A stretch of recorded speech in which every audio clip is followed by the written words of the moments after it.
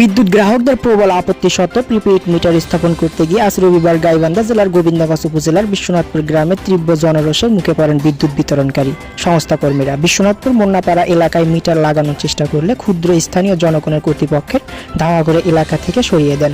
কাজ অসমাপ্ত রেখে কর্তৃপক্ষ ফিরে যেতে বাধ্য হওয়ায় এলাকায় উত্তেজনা বিরাজ করছে।